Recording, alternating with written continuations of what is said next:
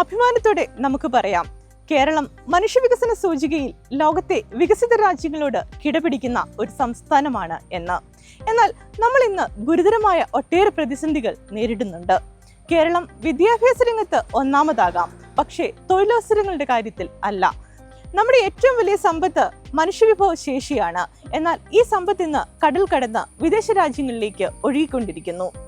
കേരളത്തിലെ ഗുരുതരമായ ഈ പ്രതിസന്ധികൾക്ക് നമ്മൾ എങ്ങനെയാണ് പരിഹാരം കണ്ടെത്താൻ ഒരുങ്ങുന്നത്? പുതിയ സർക്കാർ ഇതിനായി സ്വീകരിക്കുന്ന നടപടികൾ എന്തൊക്കെയാകും?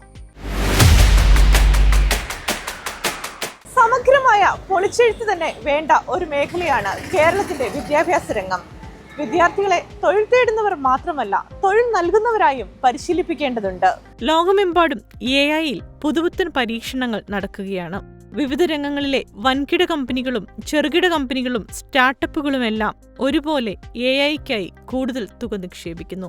ഈ ഒരു സാഹചര്യത്തിൽ നമ്മുടെ വിദ്യാഭ്യാസ മേഖലയെ പുതിയ മാറ്റത്തിനനുസരിച്ച് പരിഷ്കരിക്കണം. AI പരിശീലനത്തിനായി വിദ്യാർത്ഥികൾക്ക് ആധുനിക സംവിധാനങ്ങൾ നൽകണം. മനുഷ്യരുടെയും സമൂഹത്തിന്റെയും ഉന്നമനത്തിനായി AI എങ്ങനെ ഉപയോഗിക്കാനാകുമെന്ന് നമ്മുടെ കുട്ടികൾ പഠിക്കട്ടെ. മികച്ച അധ്യാപകരും പരിശീലന കളരികളും സ്കൂളുകളിൽ ഒരുങ്ങണം. സ്കൂൾ വിദ്യാഭ്യാസ രംഗത്ത് AI സാധ്യതകൾ മാത്രമല്ല നമ്മൾ പ്രോത്സാഹിപ്പിക്കേണ്ടത്, സംരംഭകത്വം സ്കൂൾ തലത്തിൽ തന്നെ പ്രോത്സാഹിപ്പിക്കേണ്ടതുണ്ട്. മാനേജ്മെന്റ് വിദ്യാഭ്യാസം നൽകാൻ ഈ മേഖലയിൽ നിന്നുള്ള ഏറ്റവും വിദഗ്ധരായ ആളുകളുടെ സേവനങ്ങൾ കോളേജുകൾ തേടണം. കരിക്കുലം അതിനനുസരിച്ച് പരിഷ്കരിക്കുകയും വേണം. കോളേജുകളിൽ സ്റ്റാർട്ടപ്പ് ഇൻക്യുബേഷൻ സൗകര്യങ്ങൾ ഒരുക്കാം. കേരളത്തിന്റെ വിദ്യാഭ്യാസ മേഖലയിൽ പുതിയ സർക്കാർ എന്തൊക്കെ മാറ്റങ്ങൾ കൊണ്ടുവരും? ബജറ്റ് ഉറ്റുനോക്കുകയാണ് സംസ്ഥാനം. ഈ മേഖലയിൽ കൊണ്ടുവരേണ്ട മാറ്റങ്ങളെക്കുറിച്ച് സാമ്പത്തിക വിദഗ്ധ ഡോക്ടർ മേരി ജോർജ് പറയുന്നത് കേൾക്കാം. ഈ 2025-26 ധനവർഷത്തിൽ തന്നെ കേരളത്തിൽ നിന്ന് പുറത്തേക്ക് പോകുന്ന വിദ്യാർത്ഥികൾക്ക് വേണ്ടി 70,000 കോടിയുടെ വിദ്യാഭ്യാസ വായ്പകൾ എടുത്തതായിട്ട് ബാങ്ക് റെക്കോർഡ്സ് രേഖപ്പെടുത്തുന്നു. കേരളത്തിന്റെ ഇപ്പോഴത്തെ ധനപ്രതിസന്ധി കണക്കിലെടുക്കുമ്പോൾ ഇവിടെ നിന്ന് പുറത്തേക്ക് പോകുന്ന ഓരോ രൂപയും വളരെ പ്രധാനപ്പെട്ടത് തന്നെയാണ്. അമേരിക്കയിൽ എത്തുന്ന ആകെ H1B വിസാക്കാരിൽ 70% ഇന്ത്യയിൽ നിന്നാണ്. എന്ന് വെച്ചാൽ ഇന്ത്യയുടെ ബ്രെയിനാണ് അമേരിക്കയെ ശക്തിപ്പെടുത്തുന്നത് എന്നർത്ഥം. അപ്പൊ അതിലെ ഒരു നല്ല ഭാഗം ബ്രെയിൻ കേരളത്തിൽ നിന്നുള്ള ബ്രെയിനാണ്. ഈ ബ്രെയിൻ അമേരിക്കയെ അല്ല, അല്ലെങ്കിൽ മറ്റ് ലോകരാജ്യങ്ങളെയല്ല മെച്ചപ്പെടുത്തേണ്ടത്, കേരളത്തെ തന്നെയാണ്, ഇന്ത്യയെ തന്നെയാണ് മെച്ചപ്പെടുത്തേണ്ടത്. ആ ധാരണയോടുകൂടി തന്നെ വേണം നമ്മൾ ഈ ബ്രെയിൻ ഡ്രെയിൻ നിരുത്സാഹപ്പെടുത്താനും സ്റ്റോപ്പ് ചെയ്യാൻ. പക്ഷേ അതിന് നാം എന്ത് ചെയ്യണം? ഗുണപരമായ വ്യത്യാസം, മാറ്റം, വലിയ മാറ്റം, അതായത് ശരിക്കും പറഞ്ഞാൽ ഒരു റവല്യൂഷണറി ചേഞ്ച് തന്നെ നമ്മുടെ വിദ്യാഭ്യാസ മേഖലയിൽ കേരളത്തിലും വേണം, ഓൾ ഇന്ത്യ തലത്തിലും വേണം. യഥാർത്ഥത്തിൽ കേരളത്തെ എങ്ങനെയാണ് ആഗോള വിദ്യാഭ്യാസ ഹബ്ബാക്കി മാറ്റുക എന്നത് വളരെ അടിയന്തര സ്വഭാവത്തോടെ പരിഗണിക്കുകയും അതിനനുസരിച്ച് ബജറ്റിൽ വകകൊള്ളിക്കുകയും ചെയ്യേണ്ട ഒരു വകുപ്പാണ് വിദ്യാഭ്യാസ വകുപ്പ്. നമ്മുടെ വിദ്യാഭ്യാസ മേഖലയിൽ, അതായത് കേന്ദ്ര ഗവൺമെന്റ് ആണെങ്കിലും സംസ്ഥാന ഗവൺമെന്റ് ആണെങ്കിലും, അത് GDP-യുടെ വളരെ ചെറിയ ഒരു ശതമാനമാണ് വിദ്യാഭ്യാസ മേഖലയ്ക്കായിട്ട് മാറ്റിവെച്ചുകൊണ്ടിരിക്കുന്നത്. അതാണ് ഏറ്റവും പ്രധാനപ്പെട്ട ബുദ്ധിമുട്ട്. സംസ്ഥാന ഗവൺമെന്റുകളും അവരുടെ GSDP-യുടെ 6% മുതൽ ചെലവഴിക്കണം. നമ്മൾ വിദ്യാഭ്യാസ രംഗത്ത് മുന്നേറണം എന്നുണ്ടെങ്കിൽ ആ സ്റ്റാർട്ടപ്പ് എക്കോസിസ്റ്റം, അതായത് കുട്ടികൾക്ക് പഠന കൂട്ടത്തിൽ തന്നെ അവർക്ക് വേണ്ട പര്യവേഷണങ്ങൾ നടത്താനായിട്ട്, അത് തൊഴിൽപരമായ പര്യവേഷണങ്ങൾ, ഇന്നോവേറ്റീവ് ആയിട്ടുള്ള കാര്യങ്ങളിലൂടെ മൂവ് ചെയ്യുക, അതിനുള്ള ഇന്റേൺഷിപ്പ് പ്രോഗ്രാംസ് ക്യാമ്പസിൽ തന്നെ വികസിപ്പിക്കുക. ക്യാമ്പസിൽ തന്നെ വികസിപ്പിച്ചേ തീരൂ എന്ന് നിർബന്ധമില്ല. വലിയ കോർപ്പറേറ്റുകളുമായിട്ട് ബന്ധപ്പെട്ട് ഒരു ലേബർ ബ്യൂറോ ക്യാമ്പസുമായിട്ട് ലിങ്ക് ചെയ്ത് സൃഷ്ടിക്കുക. ആ ലേബർ ബ്യൂറോയിൽ രജിസ്റ്റർ ചെയ്ത് ഏത് കുട്ടിക്ക് വേണമെങ്കിലും ആഴ്ചയിൽ 2-3 ദിവസം 1-2 മണിക്കൂർ അവർ പഠിച്ചുകൊണ്ടിരിക്കുന്ന കരിയറുമായിട്ട് ബന്ധപ്പെട്ടതോ അല്ലാത്തതോ വിദേശ രാജ്യങ്ങളിലൊക്കെ ചെയ്യുന്നത് പോലെ ഒരു ജോലിയിൽ ഏർപ്പെടാൻ പറ്റുക. ആ ജോലിയിൽ നിന്ന് കിട്ടുന്ന നൈപുണ്യം, തൊഴിൽ നൈപുണ്യം അവർക്ക് ക്യാമ്പസിൽ സ്റ്റാർട്ടപ്പ് ആക്കി വേണമെങ്കിൽ മാറ്റാം, അല്ലെങ്കിൽ ഭാവിയിലേക്ക് അത്തരം ജോലികളിലേക്ക് പോകാം. എഞ്ചിനീയറിംഗ് കോളേജുകളാകട്ടെ, മാനേജ്മെന്റ് കോളേജുകളാകട്ടെ, ഏത് തരത്തിലുള്ള കോളേജുകളിലും ഓൺട്രപ്രണർഷിപ്പ് വളർത്തിയെടുക്കാനുള്ള, വികസിപ്പിച്ചെടുക്കാനുള്ള സാധ്യതകൾ ക്യാമ്പസിലുണ്ട്. മാനേജ്മെന്റ് കോളേജുകളിലും, ഞാൻ പല കോളേജുകളിലും പോയിട്ടുണ്ട്, അവിടെയൊക്കെ ഇത് തന്നെ അവസ്ഥ. തിയറി പഠിപ്പിക്കുന്നതല്ലാതെ യാതൊരു മാനേജ്മെന്റ് വൈദഗ്ധ്യവും കുട്ടികൾക്ക് നൽകുന്നില്ല. അതാണ് നമ്മുടെ വിദ്യാഭ്യാസ സമ്പ്രദായത്തിന്റെ വൈകല്യം എന്ന് പറയുന്നത്. കേരളത്തിന്റെ വികസനത്തിന് ഏറെ നിർണായകമാണ് വ്യവസായിക രംഗം. കേരളത്തിന്റെ വ്യവസായിക അന്തരീക്ഷം ഇന്ന് ഏറെ മാറി. കേരളം കാത്തിരിക്കുന്നത് വൻകിട നിക്ഷേപകരെയും നിക്ഷേപങ്ങളുമാണ്. പക്ഷേ വ്യവസായ മേഖലയിലെ അടിസ്ഥാന നയങ്ങൾ തന്നെ തിരുത്തി എഴുതേണ്ടതുണ്ട്. അതേപോലെ വ്യവസായ മേഖലയ്ക്കായി അടിസ്ഥാന സൗകര്യങ്ങൾ ഒരുക്കുകയും വേണം. വ്യവസായ മേഖലയുടെ മുന്നേറ്റത്തിന് കേരളത്തിൽ നടപ്പാക്കാനാകുന്ന ഒട്ടേറെ പദ്ധതികളുണ്ട്. കേരളത്തിന്റെ വികസനം ചില നഗരങ്ങളിൽ മാത്രം ഒതുങ്ങാതെ ജില്ലാടിസ്ഥാനത്തിൽ പരസ്പര സഹകരണത്തോടെയുള്ള നെറ്റ്വർക്ക് വളരണം.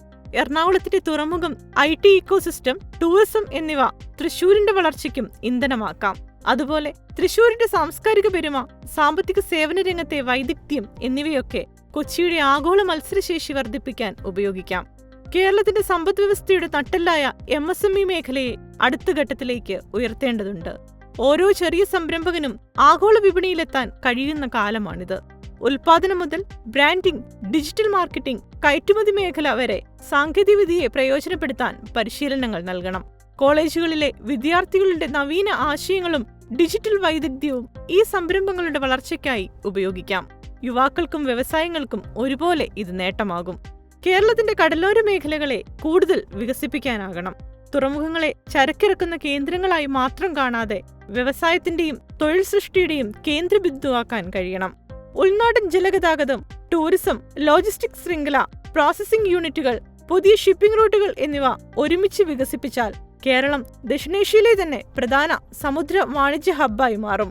കേരളത്തെ ഒരു ടൂറിസം ഡെസ്റ്റിനേഷൻ മാത്രമായല്ല, ലോകോത്തര പ്രതിഭകളെയും സാങ്കേതിക സേവനങ്ങളും നൽകുന്ന ഗ്ലോബൽ കേപ്പബിലിറ്റി സെന്ററായി ലോകത്തിനു മുന്നിൽ ബ്രാൻഡ് ചെയ്യണം. വ്യവസായ മേഖലയിൽ വരുത്തേണ്ട മാറ്റങ്ങളെക്കുറിച്ച് സംസാരിക്കുകയാണ് പ്രമുഖ വ്യവസായി, മുൻ MLAയുമായ ശ്രീ VKC മുഹമ്മദ് കോയ. വ്യവസായ രംഗത്ത് മുമ്പുണ്ടായിരുന്ന ഒരുപാട് പ്രശ്നങ്ങളും അതെല്ലാം മാറിയെന്ന് മാത്രമല്ല, വളരെ നല്ല ഒരു വ്യവസായം തുടങ്ങാൻ വെച്ചാൽ എത്രയും പെട്ടെന്ന് തുടങ്ങാനാവുന്ന ആവശ്യമായ എല്ലാ നിയമ നടപടികളും നിയമം തന്നെ ഉണ്ടാക്കി കഴിഞ്ഞിട്ടുണ്ട്. അപ്പൊ അതുള്ളത് ആ നിലയിലുള്ള പഴയ മുമ്പ് കാലത്ത് വ്യവസായം തുടങ്ങാൻ വേണ്ടി ഒരു അപേക്ഷകൾ കൊടുത്ത് ഓഫീസുകളിൽ കെട്ടിക്കിടക്കേണ്ട ഒരു സ്ഥിതി ഉണ്ടായിരുന്നു. അപേക്ഷകളിൽ പിന്നാലെ പോകുന്ന സ്ഥിതി. ഇപ്പൊ ആ ഒരു സ്ഥിതി ഇപ്പൊ ഇല്ല. അതിനുള്ള വളരെ സൗകര്യങ്ങളൊക്കെ വന്നു കഴിഞ്ഞു. കാരണം ഒരു അപേക്ഷ കൊടുത്താൽ പിന്നീട് ഒരു ഓൺലൈനിൽ അപേക്ഷ കൊടുത്താൽ പിന്നീട് ഒരു 2-3 വർഷം കൊണ്ട് ഇതിന്റെ കാര്യങ്ങളൊക്കെ, അതിന്റെ ആവശ്യമായ കാര്യങ്ങളൊക്കെ ചെയ്ത് തീർത്താൻ മതി. അത്രയും സൗകര്യങ്ങൾ ഉണ്ടായിട്ടുണ്ട്.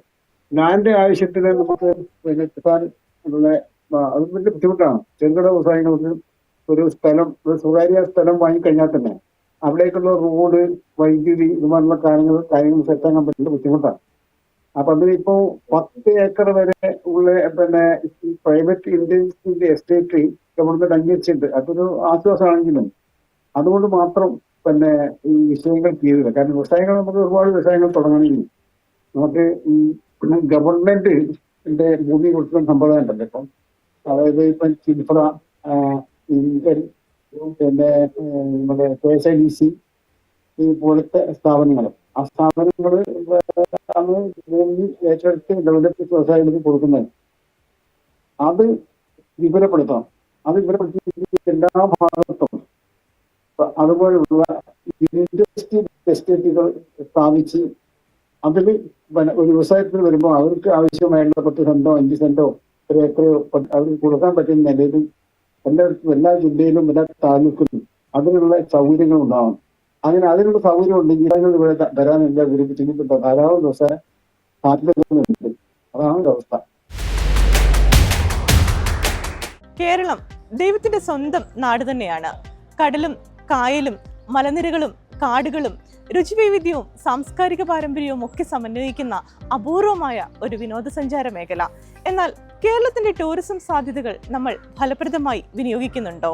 ഇല്ല എന്ന് തന്നെയാണ് ഉത്തരം. ടൂറിസം ഇന്ന് വെറും വിനോദം മാത്രമല്ല, ആയിരക്കണക്കിന് തൊഴിലവസരങ്ങളും സർക്കാരിന് വലിയ വരുമാനവും സൃഷ്ടിക്കാൻ കഴിയുന്ന സാമ്പത്തിക ശക്തിയാണ്. കാസർഗോഡ് മുതൽ തിരുവനന്തപുരം വരെ ഓരോ ജില്ലയ്ക്കും സ്വന്തം കഥ പറയാനുണ്ട്. വ്യത്യസ്ത സംസ്കാരങ്ങൾ, തനത് ഭക്ഷണ രുചികൾ, പൈതൃക കേന്ദ്രങ്ങൾ, കലാരൂപങ്ങൾ, പ്രകൃതി സൗന്ദര്യമാണെങ്കിൽ ആവോളം. ലോകത്തെ ആകർഷിക്കാൻ കഴിയുന്ന പ്രകൃതി സമ്പത്ത് കേരളത്തിന്റെ വികസനത്തിനായി വിനിയോഗിക്കാൻ പ്രത്യേക പദ്ധതികൾ തന്നെ വരണം. പൈതൃക നഗരങ്ങൾ കൂടുതലായി സംരക്ഷിക്കപ്പെടുകയും കൂടുതൽ വിനോദസഞ്ചാരികളെ കേരളത്തിലേക്ക് ആകർഷിക്കുകയും വേണം. ലോകമെമ്പാടും ശ്രദ്ധ നേടുന്ന water tourism, eco tourism, monsoon tourism, ഗ്രാമീണ ടൂറിസം, വെൽനസ് ടൂറിസം തുടങ്ങിയ മേഖലകളിൽ കേരളത്തിന് ഒട്ടേറെ സാധ്യതകളുണ്ട്. അതോടൊപ്പം ശബരിമല, ഗുരുവായൂർ, വിവിധ ആരാധനാ കേന്ദ്രങ്ങൾ എന്നിവയെ ബന്ധിപ്പിച്ചുള്ള പ്രത്യേക തീർത്ഥാടന ടൂറിസം പാക്കേജുകളും കേരളത്തിന് വലിയ അവസരങ്ങൾ നൽകും. കേരളത്തിന്റെ ടൂറിസം മേഖലയെ അടുത്ത ഘട്ടത്തിലേക്ക് ഉയർത്താൻ പ്രാദേശിക തലത്തിൽ കൂടുതൽ ശ്രമങ്ങളുണ്ടാകണം. ടൂറിസം കേന്ദ്രങ്ങളെല്ലാം പൂർണ്ണമായി മാലിന്യമുക്തമാക്കണം. നമ്മുടെ കാർഷിക മേഖല ഇങ്ങനെയായാൽ മതിയോ? കാർഷിക രംഗത്ത് നമ്മൾ കൂടുതൽ സ്വയം പര്യാപ്തമാകേണ്ടതില്ലേ? പുതിയ സർക്കാർ കാർഷിക മേഖലയുടെ വികസനത്തിനായി എന്തൊക്കെ നടപടികൾ സ്വീകരിക്കും എന്നത് ഇനി കേരളത്തിന്റെ വികസനത്തിലും നിർണായകമാകും. സോയിൽ ടെസ്റ്റോ ശാസ്ത്രീയമായ വളങ്ങളോ നൽകാതെയുള്ള കൃഷിരീതികളാണ് ഇന്ന് സംസ്ഥാനത്ത് കൂടുതൽ. കർഷകരെ ശാക്തീകരിക്കുന്നതിന് കാർഷിക വകുപ്പിന്റെയും സർവകലാശാലകളുടെയും സഹായം കൂടുതലായി ഉപയോഗിക്കാം. പ്ലാന്റേഷൻ മേഖലയുടെ അപായമണി സംസ്ഥാനത്ത് പണ്ടേ മുഴങ്ങിക്കഴിഞ്ഞു. മിക്ക തോട്ടം വിളകളും ലാഭകരമല്ലാതായി. തോട്ടം മേഖലയുടെ പുനരുജ്ജീവനത്തിനായി പ്രത്യേക പദ്ധതികൾ വേണം. കേരളത്തിന്റെ പ്ലാന്റേഷൻ മേഖല പൂർണ്ണമായി നശിക്കാതിരിക്കാൻ തോട്ടം വിളകളുടെ നിർവചനത്തിൽ മാറ്റം വരണം. സ്വന്തം കൃഷിഭൂമിയിൽ എന്ത് കൃഷി ചെയ്യണമെന്ന് തീരുമാനിക്കാനുള്ള അവകാശം കർഷകന് അല്ലെങ്കിൽ ഭൂവുടമയ്ക്ക് ഇനി നൽകണം. ഭൂനിയമങ്ങൾ പരിഷ്കരിക്കണം. ഭൂമിയുള്ളവർ ഭൂമി പങ്കിട്ട് വിവിധ ക്ലസ്റ്ററുകളായി കൃഷി ചെയ്യുന്ന രീതികൾ പ്രോത്സാഹിപ്പിക്കാം. ഉൽപ്പന്ന വിതരണത്തിനും ബ്രാൻഡിങ്ങിനും സംസ്ഥാനത്തെ കർഷക കൂട്ടായ്മകൾ കൂടുതൽ ശക്തിപ്പെടുത്താം. കേരളത്തിന്റെ സാമ്പത്തിക വളർച്ചയിൽ നിർണായകമാകുന്ന 4 മേഖലകളുടെ പ്രാധാന്യം മാത്രമാണ് നമ്മൾ ഇവിടെ ചർച്ച ചെയ്തത്. ഈ മേഖലകളെ ശക്തീകരിച്ചാൽ തന്നെ കേരളത്തിന്റെ വികസനത്തിൽ പ്രധാന പങ്ക് വഹിക്കാൻ കഴിയും. ഇനി കേരളത്തിന്റെ സമഗ്ര വികസനത്തിനായി പുതിയ സർക്കാർ എന്തൊക്കെ ചെയ്യുമെന്നതാണ് നമുക്ക് മുന്നിലുള്ള പ്രധാന ചോദ്യം. എളുപ്പത്തിൽ സമ്പാദ്യം വളർത്താം. ഇന്ന് തന്നെ മൈഫിൻ TV ആപ്പ് ഡൗൺലോഡ് ചെയ്യൂ.